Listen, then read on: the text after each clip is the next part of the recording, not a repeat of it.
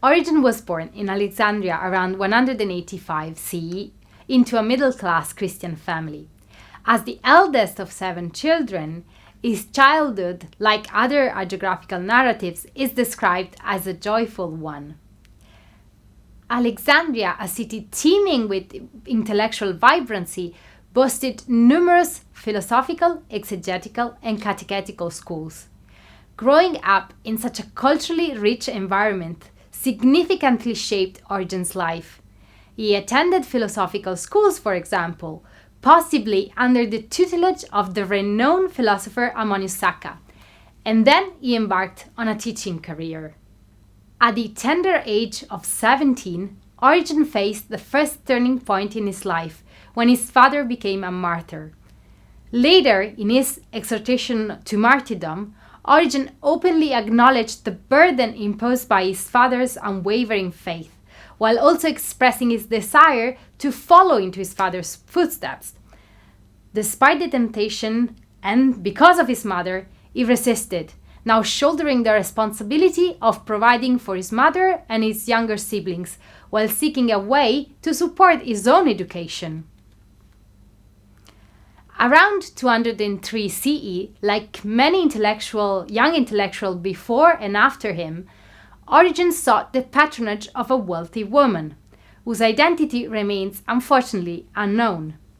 She also sponsored another young Christian teacher named Paul, most likely associated with Valentinian groups. This connection may have been one of Origen's earliest encounters with Valentinianism, a movement that dialectically influenced his theology. In addition to the support from the unnamed patroness, Origen commenced teaching both pagan subjects like geometry, arithmetics, Hellenistic philosophies, and Christian doctrines in the catechetical schools at the request of Bishop Demetrius, Bishop of Alexandria. Despite Eusebius' claim that Origen abandoned pagan teachings at a very young age, Origen's enduring interest in these disciplines is evident from the list of pagan books present in his library, and this data challenge Eusebius' narrative. It is very likely that Eusebius' assertion was a biased attempt to present an orthodox biographical account, thus protecting Origen from later suspicions surrounding his Platonizing and already condemned theology. Origen's teaching gained renown throughout Alexandria, extending to both men and women. Eusebius lists several distinguished female students among Origen's disciples, like Herase and Potimena. Origen's openness to teaching women may have fueled rumors about his emasculation. Despite controversial sources, Eusebius considers Origen's self-mutilation a historical certainty, emphasizing that Bishop Demetrius initially praised Origen's restraint against carnal pleasures, but later criticized his action following a dispute over his Caesarean ordination. Nevertheless, Origen never confirmed in writing that he had undergone self-mutilation. The years Origen spent in Alexandria saw a first interruption when he journeyed to Rome, ostensibly with the intention of exploring the city's historical churches. However, it is far more plausible that his primary purpose was to engage in the dynamic theological debates, particularly considering the significant Valentinian community thriving in Rome. Throughout his teaching career in Alexandria, Origen undertook a formidable literary endeavor, commencing the composition of the Hexapla, a columned comparison between 3 Greek and 1 Hebrew versions of the Bible. This ambitious work involved a thorough examination and comparison of various Hebrew and Greek manuscripts of biblical texts. In the process of collecting these manuscripts, Origen received valuable assistance from Juliana, who diligently tracked down the manuscript of Symmachus' version. Additionally, Origen authored a compendium on the first principle, summarizing his theological doctrines, initiated a lifelong commentary on the Gospel of John in response to the Valentinian Heraclion's commentary on the same gospel.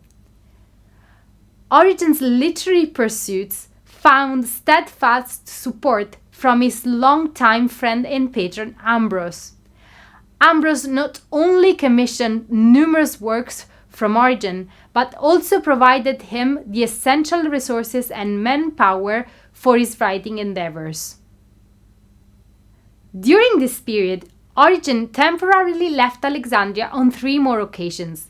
First, he journeyed to Arabia, responding to summons from the local governor for receiving instruction on Christian doctrines. Second, he traveled to Antioch because his escalating fame reached the ear of Julia Mammea, the emperor's mother, who invited him to court. Unfortunately, very little is said about their encounter and the reasons which led Julia Mammea to invite this young theologian to court. Third, around 231 or 232, Origen departed for Caesarea, and this is a trip that changed his life, and there he underwent ordination by the local bishop. Origen's ordination in Caesarea strongly antagonized Alexandria bishop Demetrius, who was about to strip Origen of his ordination, besides publicly accusing him of disrespect of the ecclesiastical hierarchy. However, Demetrius never had the chance to follow through with his threats, because he died shortly after Origen's ordination. Even if Demetrius' successor and the episcopacy in Alexandria was friendly to Origen, Origen decided to leave his city and move to Caesarea. The Caesarean time of Origen's life is the moment in which he produced most of his literary works. For instance, the vast majority of the homilies known to us were preached in Caesarea. As most of you know, almost all the Origenian homilies are known to us in the Latin translation either by Jerome or by Rufinus. However, a little more than 10 years ago, the patristic world has been rocked by the discovery and publication of 29 original Greek homilies on the Psalms. This discovery is quite exceptional in our field and has once again fired the interest in Origen. Besides homilies, in Caesarea, Origen also wrote a commentary on the Gospel of Matthew, a commentary on the letter to the Romans, and finally concluded the commentary on the Gospel of John, which are among the first commentaries on the New Testament known to us. In what would be the last years of his life, Origen composed the apologetic work entitled Contra Celsum, the only work in which Origen openly discusses Christian doctrines in a polemical dialogue with the philosopher Celsus, and it's also the only way through which we know the works of the philosopher Celsus. The epilogue of Origen's life is certainly not a happy one. During his life, he underwent, almost unharmed, 3 persecutions against the Christians. In the Dacian persecution that happened between 249 and 251 CE, Origen was a prominent figure in the Christian community, therefore was imprisoned and tortured. Although he was released alive, his old age, and it's likely that he was about 70 years old, made his recovery from the torture impossible, and he died shortly after because of the injury caused him during his imprisonment. The story of Origen's life encompasses all the elements of a great narrative. Origen lived through the intellectual excitements of the 3rd century Alexandrian scene. He cultivated numerous intellectual and personal friendships, challenged the ecclesiastical customs of his time, met politicians and emperors, traveled extensively for his era, and fervently fought for his beliefs. The information presented in this short video is collected from the scattered and scarce biographical details provided by Origen himself, along with a few more from the works of his disciples, Pamphilus of Caesarea and Gregory Thaumaturgus.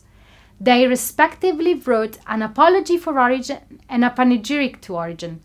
However, The most detailed description of his life can be found in Eusebius of Caesarea's 6th book of the Ecclesiastical History.